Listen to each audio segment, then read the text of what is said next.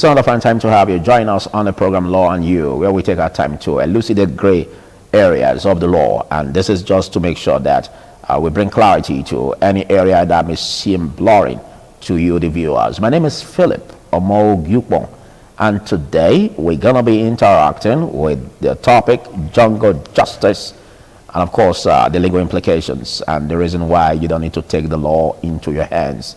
And looking at this concept, we see it every day. New stories emanate in the society and share all of this, the challenges that come with it, and how we can breathe fresh air from all of this. We remember vividly the Thomas Hobbes theory of the state, where he said life is short, nasty, and brutish when there is no government, and then it behoves the government to set up rules and make sure that the society is tidy for it. Discussing this with me is a fine gentleman, Barrister Emmanuel Obagbalo. Thanks for joining. Pretty good afternoon to the viewers. Well, let's attempt a definition of what jungle justice is all about, and of course how it emanates in the society. Jungle justice is an act or omission carried out by a person or persons on another. Even the government can carry out jungle justice on its citizens. And that we have seen in this dispensation, particularly this Fourth Republic in Nigeria, to be specific. We've seen a catalog of jungle justice melted on Nigerians by the government. A very good example was under then President Olusegun Matthew Kikiola Obasanjo, Awesome. where we saw the invasion of Odi, and we also saw the invasion of Zaki Biam in Benue State. And government upon government like that, we kept seeing jungle justice melted on the people. We also saw just under the then President Muhammadu Buhari, we saw the invasion by the military, the invasion of Okwama by the military. We saw jungle justice also. And just now, under this administration, we are seeing jungle justice meted on Nigerians. Hardship, the hardship visited of Nigeria can also be described as another form of jungle justice. Well, I must say that was quite intelligent and smart. You came from a different perspective entirely. Let's look at this aspect, why people go for jungle justice, because we see it every day, in marketplaces where someone steals, and then you see bring tire, put tire on him, and light him up alive to death. So what makes you think now for them to embark on this without reporting to the police? Because it's expected that law enforcement agents should get this first before anything can happen, not them taking laws into their hands. So what do you think is the reason why they embark on this without first involving the law enforcement agents? Well, a society is so tensed, like the one we find ourselves just now. The display of jungle justice by the citizens is imminent. The society is so heated with different form, different calamity, different tornado in different manner have visited the people. And in such society or such community, the tendency for there to be jungle justice is so high. And that is why today you see in our clients, from the example you gave, ordinarily when a thief is caught or something happens, somebody carries out an act or an omission that affects another, what needed to be done is for that person to be arrested and handed over to the police for prosecution.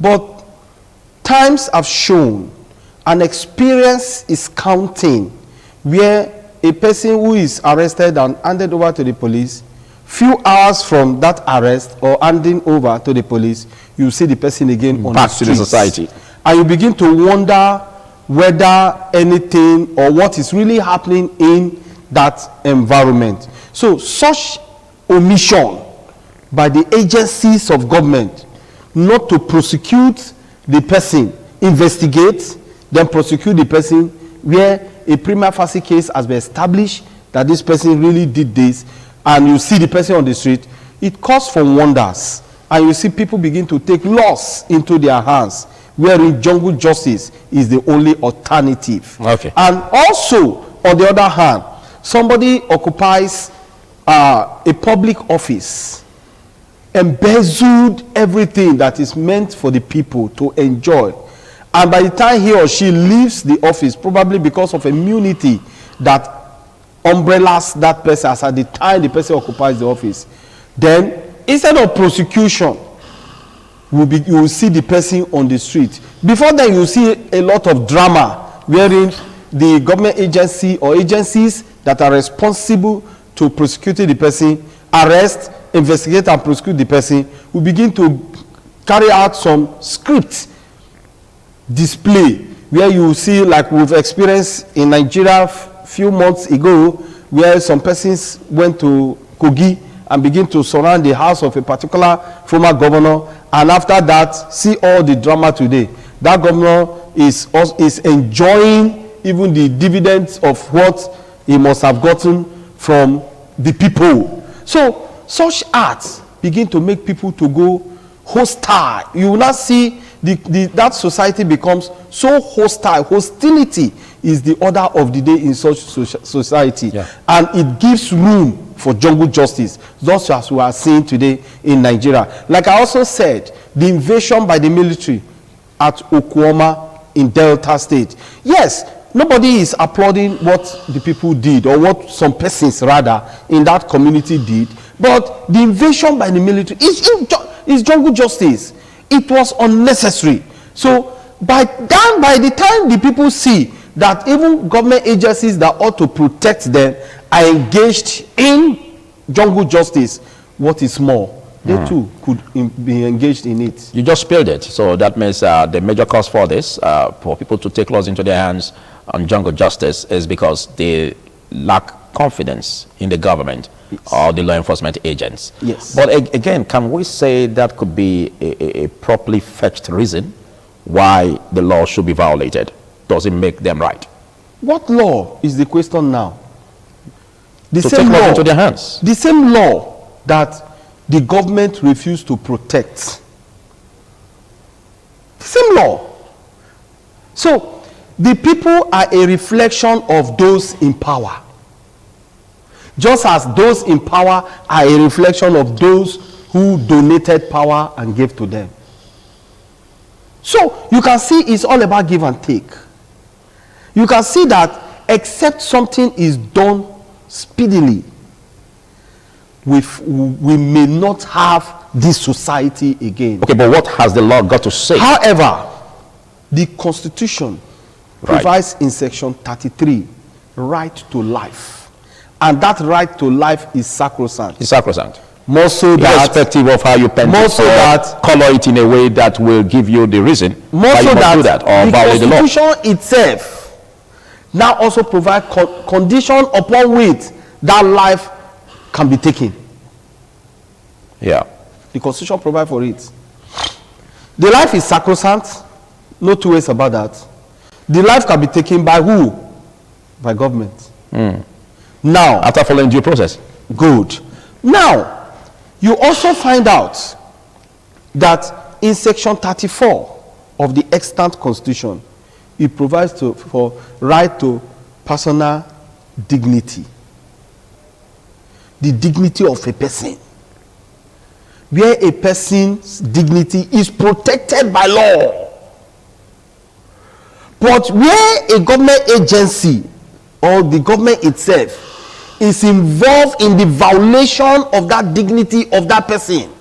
For instance, a person is arrested and deliberately a government agency refuses to charge that person to court, keeps the person and begin to torment the person. What do you call that? So, if government cannot guarantee the protection of personal dignity, who will now guarantee the protection? Okay, we'll get there, but let's just get to let the viewers know that the law frowns against jungle justice, in respect of the fact or in respect of the how beautiful the story is, because sometimes your mind keeps wondering why you have to take some cases to court when you are seeing it vividly. I mean, that this person committed a crime. You know, take for instance, you just saw somebody stealing in the marketplace. A lot of persons saw the person stealing in the marketplace, and then you go for such a person. Sometimes you ask yourself the question, do we need to take the person to court? Let's just do it the way we want to do it because the person really committed a crime. But inasmuch as that is, no one has the right to place a hand or finger on such suspect. So now let's look at how the laws of the land or the constitution can help ameliorate this plight and of course help to build confidence, you know, on the part of the citizens in order for them to follow due process the way it should be and turn in suspects to the law enforcement agents rather than, you know, applying the use of jungle justice. The law frowns at any form of jungle justice, and in whatsoever degree that jungle justice is to be melted on an individual or group of persons. And the law guarantees, just like I said, guarantees right to life. No man or no guys has the power or privilege to take the life of another whatsoever is the offense so committed. The law is there to give the appropriate measure of sanction or punishment to that individual or group of persons.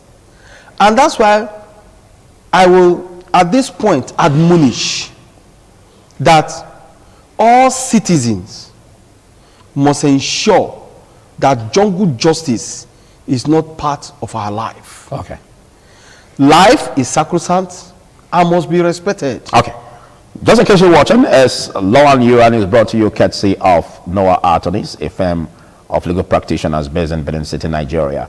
Numbers are right in on the screen, and just for you to interact with the topic and pouch your questions to us via the numbers on the screen, and that could help to also attempt to solve or provide solutions to your questions, and of course help to pan out another episode, because the guest I have with me happens to bring a different perspective looking at the government as also perpetrating this act of jungle justice, and I believe we're going to have a part 2 of that and see how the government becomes a perpetrator in this act. But before we delve there, let's look at the consequences that falling upon those who commit this act of jungle justice, those who perpetrate this act.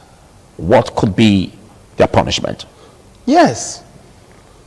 When such person or persons are arrested and handed over to the appropriate agency. You mean those who committed the act of jungle justice? Yes. They will be punished, no doubt. The law is not a respecter of any person or persons. So it could come with a prison sentence? Yes. And that's why jungle justice, for emphasis sake, should not be a part of us. In a civilized society, and I think civility should be the watchword for every one of us. A man does wrong, hand him over to the appropriate agency. And you, the appropriate agencies, when a man is apprehended for doing wrong, investigate properly and prosecute that person as prescribed by the law. On no ground should there be any form of sentiment.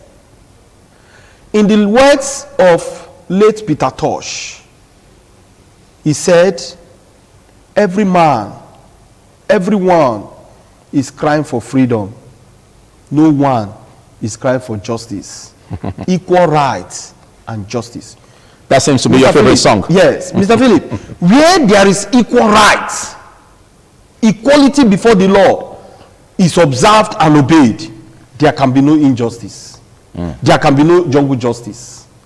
So that's why I am calling on the government agencies, the government and its agencies, and all citizens to observe and obey equal rights amongst us. I like the way you are towing the right, most especially when you also bring the pebbles on issues where the government is also, entangled in this act. And if we must ameliorate the plight, then it behoves the government to also do the needful from their perspective to make sure that confidence is built in the citizens for the law enforcement agents. Now, let's look at this aspect where, because we're in the social media age, all of us are journalists, and you see everyone, when it happens, you see everyone pop up their phones and start recording, and then bang, it goes into the social media space.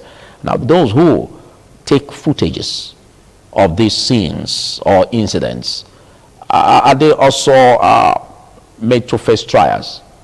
Because sometimes it's expected that before you do that, what does it take you to just call a law enforcement agent rather than take footages?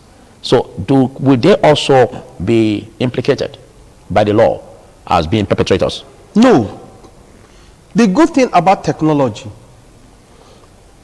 is that technology exposes that which seem to be secret. Now, in our clients, we have cyber laws. We have laws that regulate the social media just now.